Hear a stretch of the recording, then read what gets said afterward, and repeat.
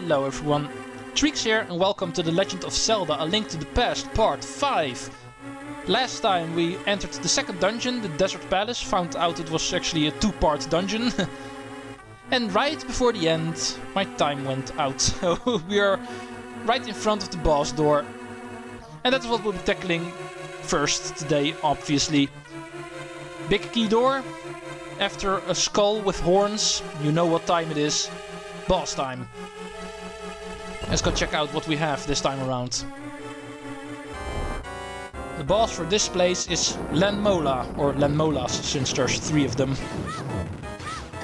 Which are a couple of snake-like enemies that dive out of the sand. And once they do, you need to hit them in the head in order to damage them. But be careful, every time they pop out of the sand, as you can see, they shoot rocks in 4 diagonal directions, which can hurt you. And of course, touching these guys directly will also hurt you. These guys are a lot trickier than they look, actually. It looks pretty easy, their pattern.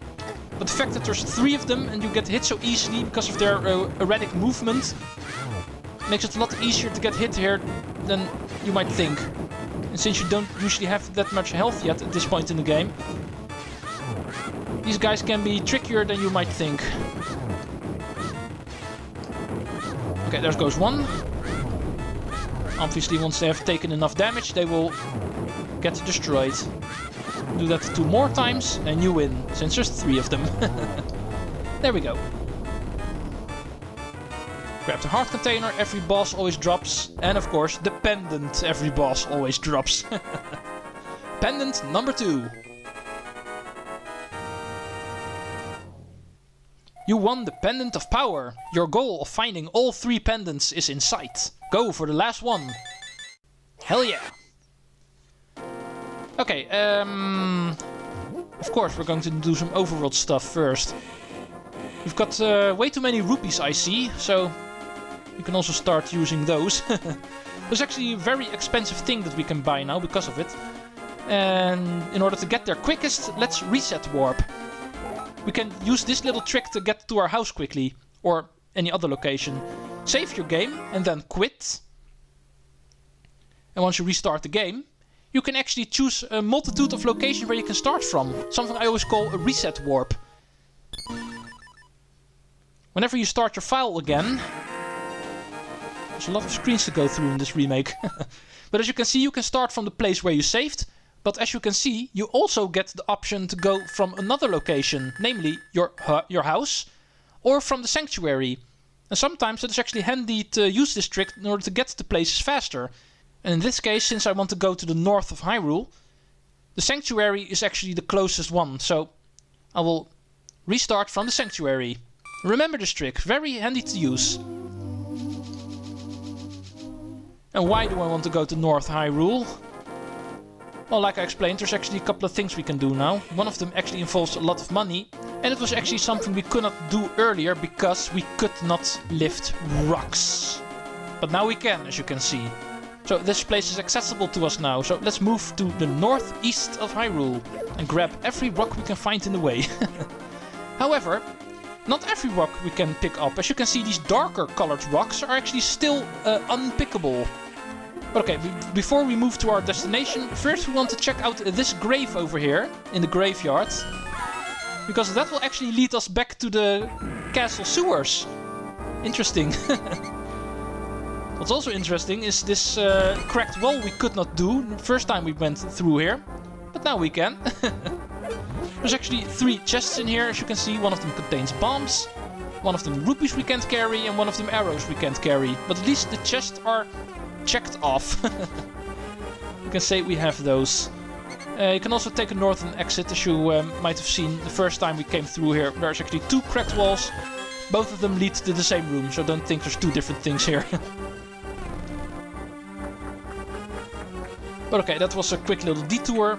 Grabbing these little chests we were forced to skip the first time through. So, come on, grab the lever. Let's head back into the sanctuary again and go back on our quest. Because these chests were obviously not required. None of them actually contained something we could use. But still, grabbing all of the chests I also consider part of the 100%, so still had to be done. Okay, next we move past the graveyard. And back en route towards the witch's house where we got the magic powder. We can also find that the next pendant is up here. But before we go there, there's actually something else we want to do over here. Remember how someone talked about Zoras selling stuff in order to make people turn into fish? And that is something we're going to check out next. We're going to listen to the advice of people from Kakariko, because they told us a lot of things about this world. One by one we're checking them out. You die by a sign. Best way to kill a soldier. Killed by a rock or killed by a sword, at least that is something they can agree on. But dying by a signpost? Speaking of signposts, what do we have here? Welcome to the magic shop. The Waterfall of Wishing is just ahead. Okay, interesting to know. That is apparently also this way. So let's go lift this rock, something we could not do earlier, and move on to the northeastern part of Hyrule, where the Waterfall of Wishing and Zora's River are waiting for us. Okay, some more dash rocks. I always call these dash rocks. I'm not really sure if they're officially called that, but the Waterfall of Wishing is just around the corner. Well, somebody's trying really hard to tell us where the Waterfall of Wishing is. There's a lot of signs pointing us towards it. You go away. Did not invite any enemies here. Okay, let's move up first.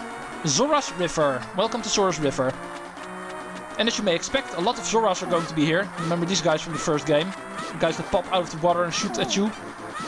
Are usually pretty hell to kill because they're in the water and therefore usually in a position where you can't hit them yourself. I see you over there. I'll be keeping you in my memory, saving you for later, since we can't access you now.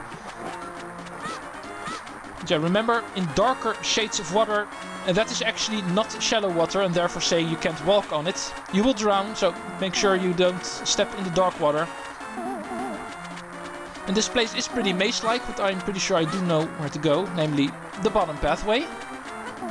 All the other ones actually lead to a dead end, so don't go try finding stuff on the northern and middle pathway. Leads nowhere. But this bottom one will actually take us to the leader of the Zoras, you might say. A very big one. Wahaha! What do you want, little man? Do you have something to ask me? I want the flippers.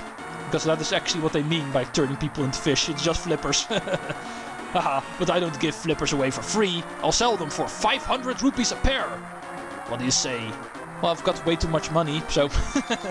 Wahaha! 1 pair of flippers coming up. I will give you a free bonus with your purchase. I will let you use the magic waterways of the sea folk, which link lakes and rivers. When you see a whirlpool, dive into it. You never know where you'll surface. You bought Zora's flippers. With these you should be able to swim, even in deeper water. And that's the whole reason why we wanted them. Not being able to swim in the dark water is annoying, but now we can. Link will no longer drown, and all of the water in Hyrule is accessible to us now. We can even dive by pressing B, as you can see. Okay, we can take this shortcut back. And in fact, you're going to want to have to if you want to pick up everything. Because remember that piece of heart we saw a moment ago? Taking this little detour over here will actually bring us to it. Thank you. Okay, and that's all we can do for here. Nothing else here. We've got everything. Just the Zora's flippers. Do make sure you bring along 500 rupees for it. As you can see, they are very expensive, but definitely worth it. And in fact, even required, so definitely don't skip out on them. Okay, next thing that is here is actually the Waterfall of Wishing. There were way too many signs pointing us towards it. And this is actually where it is. The waterfall is right here. And we can even go in it. And in this little cave over here, we actually found a little bit of a fountain, you might say. Mysterious pond. Won't you throw something in? Let's throw an item in here. You can actually select all of your items in here. However, most of them will actually do nothing, but some of them, like the boomerang, do something. Hello there. Did you drop this? I like an honest person. I will give you something better in return.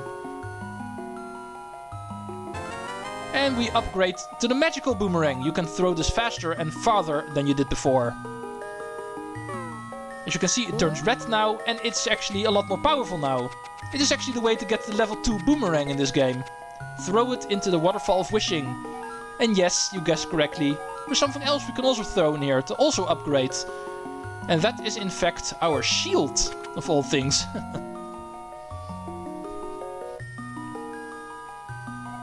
Yes, it was still me. Let's give ourselves a better shield. The level 2 shield. Your shield is improved. Now you can defend yourself against fireballs. Something the regular shield couldn't do, apparently. But okay, now that's taken care of. Northeastern Hyrule is done for now. Waterfall of Wishing and Zora's River can be checked off. But okay, let's listen to another advice of the Zora King. He told us about whirlpools that you see around the world. And you can use these to warp around. These are linked towards whirlpools in Lake Hylia. As you can see, we can use them in order to warp to Lake Hylia. We're in Lake Hylia now. Pretty long distance we just covered. Interesting. Keep that in mind as well. Also a way to warp. Reset warping and whirlpool warping. We're learning a lot of ways to warp around in this place. But okay, next point of interest is actually right here in Lake Hylia. This cave in the middle of Lake Hylia actually is another mysterious pond. Only this one works a little bit differently. Here we can actually throw rupees in order to make ourselves happy. You can choose how many rupees you want to throw in, 20 or 5, but trust me, you're going to want to throw a lot of rupees in here. For the first step, we're going to want to throw in 100 rupees, I'm pretty sure. So I'm going to start working on that quickly. Might take a while. Yeah, it takes a while for the dialogue to trigger again. You can just wait around here, you don't have to leave the screen. If you just wait around in a couple of seconds, the dialogue will reinitiate and you can throw in more rupees. For some reason, for this first time, you can't throw in more than 20, but you're going to want to throw in 100. And don't listen to the fortune that this pond is telling us. For every time you throw in rupees, it will also give you a fortune, as you can see. But that's not really important. Okay, one more time. Throw in... Yeah, there she is. I will make your wish come true. I want to carry more bombs or I want to carry more arrows. And this is actually the way in this game to upgrade your bomb and arrow capacity, as you can see. Once you throw in 100 rupees in this pond, you can choose to increase your bomb carrying capacity or your arrow carrying capacity. And you can do this multiple times actually until you reach the maximum, which is 50 and 70. But since I can't pay the full upgrade right now, obviously that will cost you more than 1,000 rupees. But I will spend all my rupees here as far as I can. So I will see you in a couple of minutes once I'm done upgrading, because I don't have to keep the camera running for this.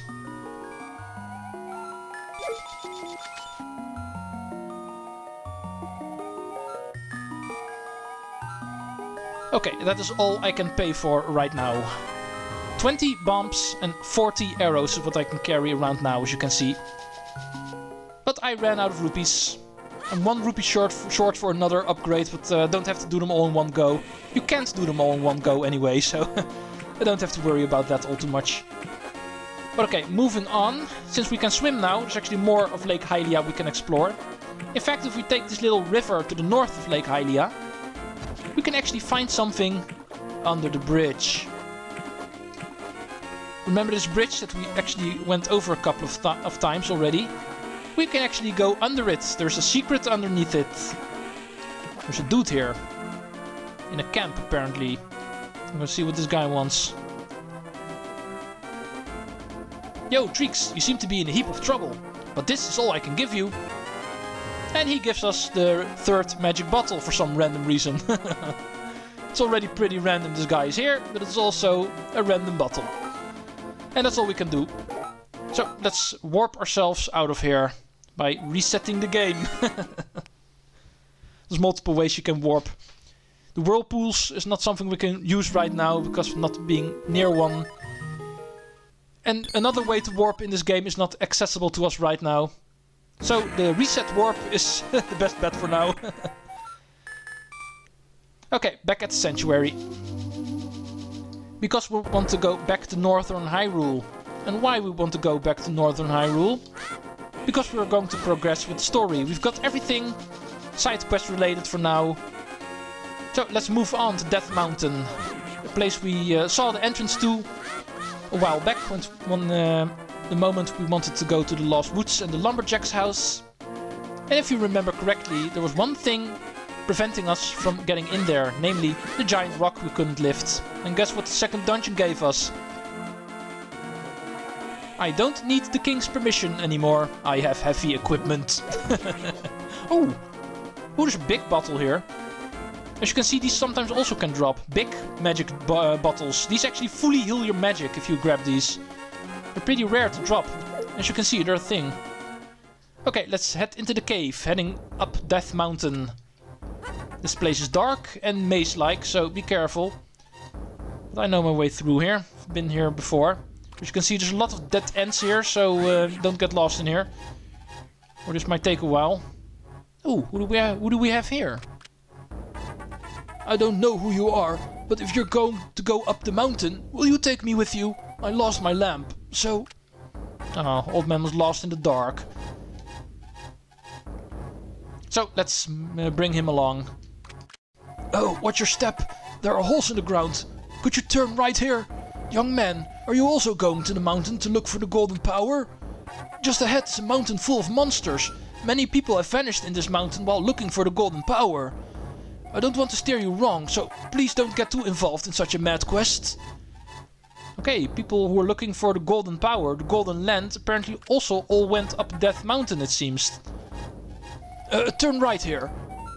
You know, I have a granddaughter who's your age. The king took her to the castle and she never returned. Kidnapping those maidens must be part of the wizard's plot. I'm sure he's trying to somehow use the power of the descendants of the seven sages. Okay, in that case you're apparently also one of them. If your granddaughter is a descendant of the seven sages, you automatically also are. So you are a man of importance, it seems. But okay, welcome to Death Mountain, and we get bombarded by rocks immediately. Be careful. Let's go to the map quickly. As you can see, we have reached Death Mountain, but we're not quite at the location where the third pendant is, so we still need to traverse a little bit further.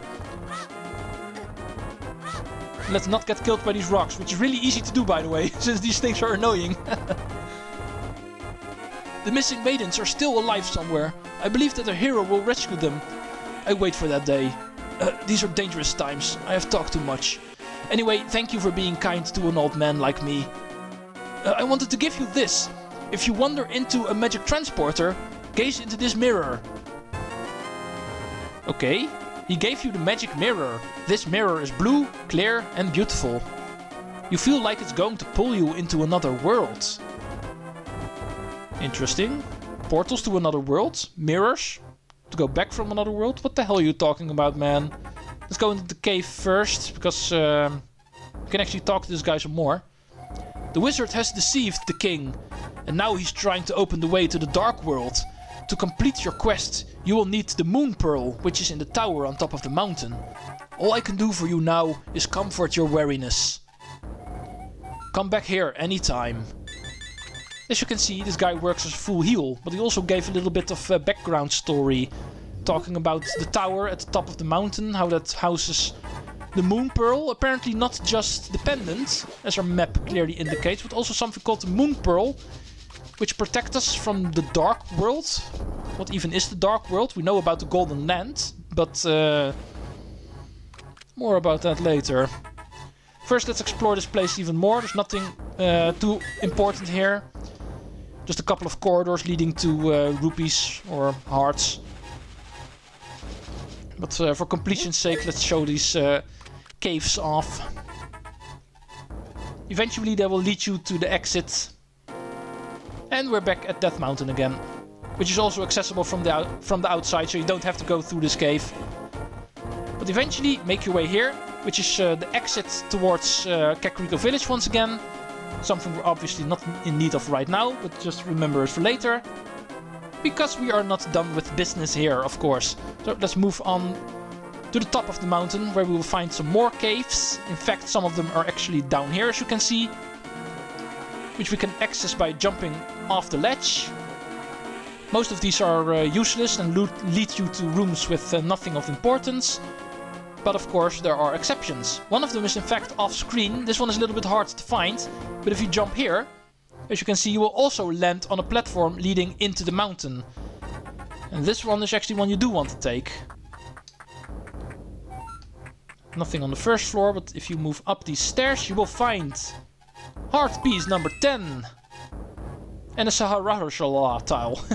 Treecks, it is I, Saharashala. You must somehow make your way to the top of Spectacle Rock. From there you can reach the Tower of Hera on top of Death Mountain. Spectacle Rock, eh? Apparently you can't just walk up to the tower and enter it normally. Some complicated means seem to be necessary in order to access it. But okay, since we got an extra bottle, might as well catch an extra fairy as well. Because why not? Okay, that's all we can do here.